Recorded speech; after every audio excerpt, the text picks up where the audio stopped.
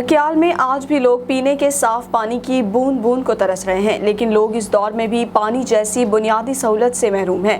مزید تفصیلات جانتے ہیں ہمارے بیورو چیف محمد مرتضی مغل کی اس رپورٹ میں۔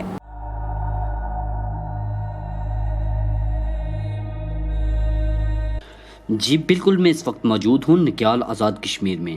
آزاد کشمیر کے علاقہ نکیال میں آج بھی صاف پانی پینے کی سہولت سے محروم ہے، جہاں پر خواتین اور اہل علاقہ دور دراز کے علاقوں سے پینے کا پانی لاتے ہیں۔ جب اہل علاقہ سے بات کی تو ان کا کہنا تھا کہ ایک منصوبہ بھی حکومت کی طرف سے جو دیا گیا تھا وہ کرپشن کی نظر ہو گیا۔ کاغذات کے اندر پروجیکٹ چل رہا ہے، ٹھیکیدار کی ملی بھگت اور محکمے کی ملی بھگت سے منصوبہ کرپشن کی نظر ہو گیا ہے۔ شہریوں نے احتجاجی طور پر ٹھیکیدار کے خلاف نعرہ بازی کی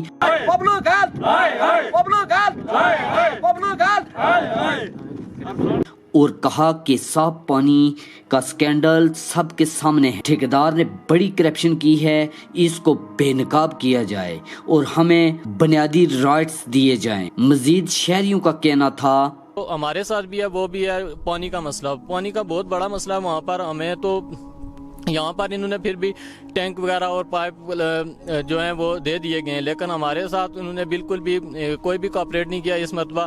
نہ کوئی ٹینک دیا ہے، نہ اس طرح کے کوئی پائپ لائن بچھائی گئی ہے وہاں پر، اور نہ کوئی اس طرح کے بورنگ سسٹم دیا گیا ہے پانی کے لیے۔